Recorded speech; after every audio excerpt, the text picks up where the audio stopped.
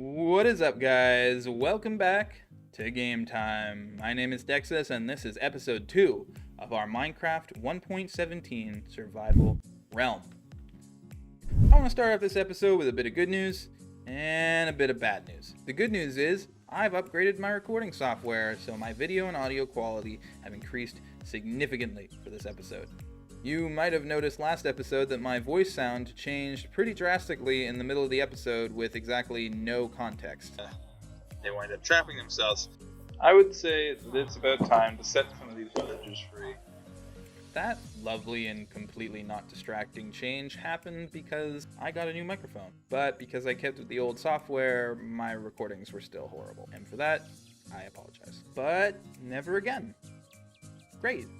The bad news is I have done a lot of recordings since that last episode, and a lot of things have changed. That's right, we've already made a farming setup, we've already made a library, we've done a bunch of landscaping on the village, and Pushkin has made a way cooler base. I am so jealous. I need to learn how to build from this guy. Look at that thing. It's amazing. But all those recordings were done with the old software, so yeah, down the drain. Don't want it, don't need it, terrible. Goodbye. So instead, I'm going to do a quick recap of all the things that have changed since episode 1. On the north side of the island, I've started up a carrot and wheat farm, and basically using that to supply my 3 animal pens here with food. I've started breeding sheep, cows, and chickens, all to get my wool, leather, and feather needs. Basically, it's just made out of cobblestone and stone right now, but I'm going to upgrade it real soon. Further inside the village is our first major building. This is going to be a library. I wanted to get a library started up really quickly so that I could get librarians in here and selling me enchantments to make all my tools super buff. But as you can see, it's not quite done yet. In the center of the village, we've kind of done some little basic upgrades to what's already generated. Basically just making the stalls into fletching stands and making a nice little stand for the town bell. Some other changes that I've made are the pathways. These pathways in Minecraft villages, they are just falling off of cliffs and they're lit up by these weird tiki torches, so I've upgraded those. On the southern side of the island, we have our sugarcane farm. I wanted to get this started really quickly so I could start farming paper and making those bookshelves that are going to go into the library. As you can see, it's bloomed quite well.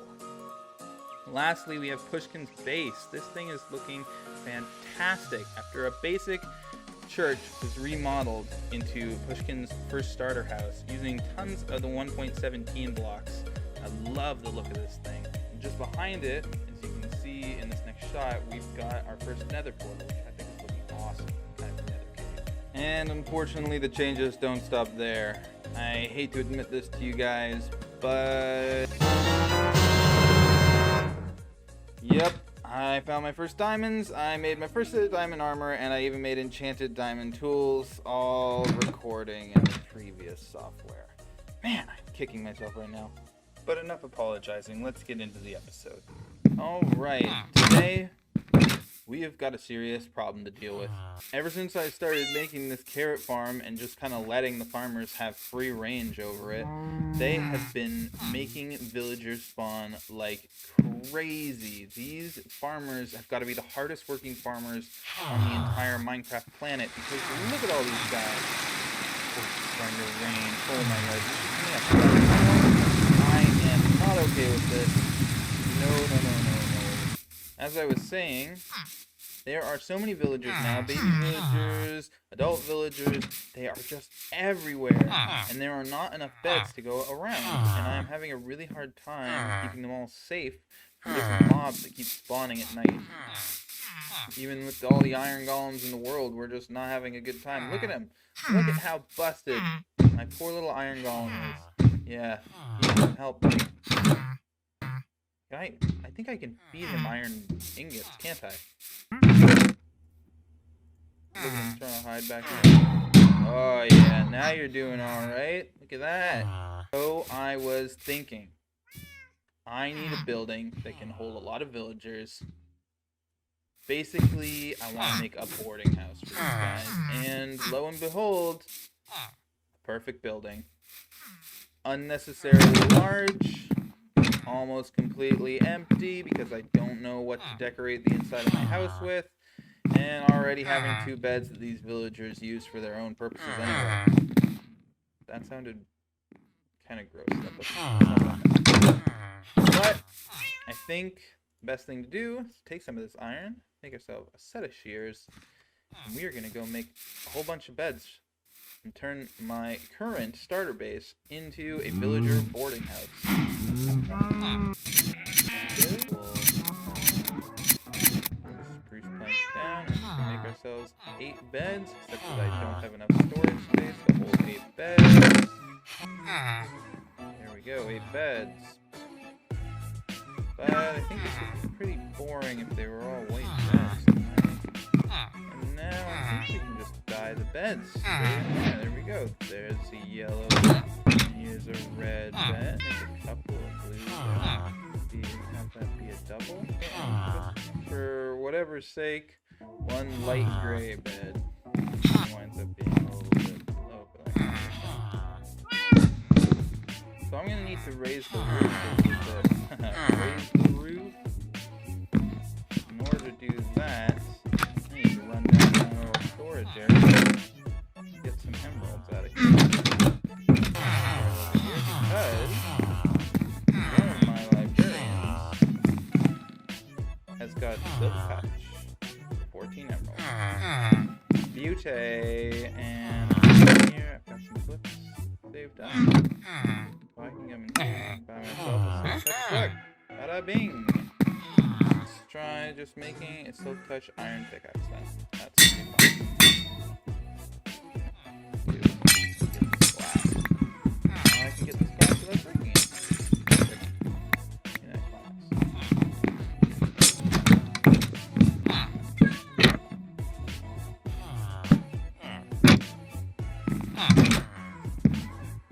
like that.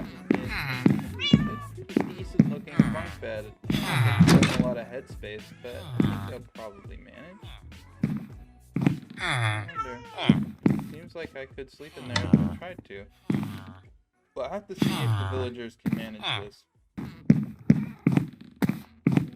Alright, villagers aren't using the beds, but they are coming up here.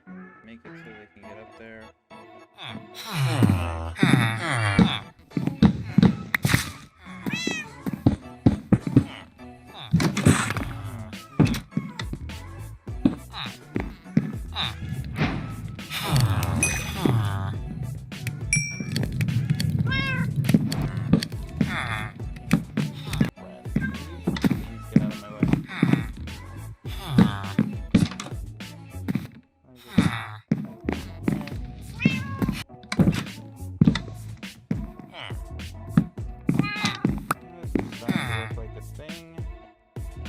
Alright, I think it's pretty safe to say that we have completed the transformation of my original starter base into a boarding house for our villagers. Now, as you can see, we've remodeled the downstairs area to look a little bit more like a kitchen. We've got ourselves a cauldron here that's sort of functioning as our sink. A nice countertop made of the diorite, polished diorite here. And a couple of smokers functioning as a sort of cooking area inside of a brick chimney zone. I really like the furnaces as a sort of kitchen floor, sort of hard stone kitchen floor, just to keep things like hot oven spaces from burning our floor here. Over here we've got a little hangout nook. I removed the window. I found it was just kind of distracting and changing things up too much. And we've got a little flip out table here that serves as a bit of table space, folds away. A little set of bookshelves here in the back for your reading entertainment. Up here we've completed the transformation of a sort of bunk bed sleeping area, complete with bunk end chests. They all seem very happy about their space already. In fact, they've already invited some security up to the top floor here to keep them safe. Yeah, things are looking a lot better now. I think the villager population issue is going to be significantly more under control. As you can see, we've got a chimney built up here. I've used the cobbled deep slate, and turned it into a polished deep slate, and it's looking really nice actually. So yeah, this is the completed build. I'm happy with it. Yeah, yeah, I think it's good. Okay, now that we've handled that issue, I think we are planning to make some progression towards getting to the end, getting our elytras, and just collecting all of these possible resources that we can get from the various dimensions. And I believe we are planning to do a sort of group expedition. Myself and Pushkin and Justabard are planning on doing that really soon. So we're going to need to prepare ourselves for that. I think the plan for now is to go out and go to the Nether and locate ourselves a fortress so that we know where we can get ourselves the blaze powder we need. And so began my first real adventure into the Nether. Started off in a Crimson Forest biomes where the portal put me out. It's pretty decent. I don't feel too afraid in one of these biomes. Just have to avoid some of the piglins. But I pretty much immediately found myself a huge bastion that was only about 50 blocks away from the portal, which was just kind of mind-blowing. You can see here. Right next to our portal. What? Did we not notice this? Yeah, just shocking that we had missed it the whole time we had been in the Nether before now. But it wound up being really excellent because I was able to go through the bastion and find all of the gold blocks that are hidden in there, and then immediately convert those into a ton of gold ingots and begin trading with the piglins, which wound up being very lucrative. I got 9 ender pearls, which put us perfectly in line with our goal of having 15 of them in total, and I also scored some sweet fire resistance potions, which is going to help us a lot later on. You know, I think the Nether, while it is ever so dangerous, is probably my favorite dimension game-wise. All the mobs and dangerous things inside the Nether are all extremely dangerous, and even little baby pigs can really cause you a lot of damage, but pretty much everything in this dimension has some sort of weakness, some kind of way that you can strategically prepare yourself for it that really just completely nullifies the danger if you do it right. And I think that that sort of feature is really excellent. I think that the fact that you can strategize and prepare, and the fact that knowledge is really power in the Nether is really, really cool. Well, after about 10 days of searching, which turned out to have only taken an hour, I finally found the fortress that I was looking for. And although it was crawling with blazes and I was itching to go kill him and start looting this place, I decided to wait until the whole squad was there so that we could all do it together. And instead, I started the perilous task of bridging and tunneling back towards the portal coordinates. Now, we have done a ton of stuff in this episode, but before we finish up, I would like to give a huge thank you to Steve 2.0. Thank you so much for being my first ever subscriber to this channel. It means just the world to me that someone is willing to watch my stuff. This is my first ever series on YouTube, and you know, the journey of 1,000,000 miles starts with a single step, and you are that single step. I appreciate you so much. I can't wait to make more excellent content for you in the future.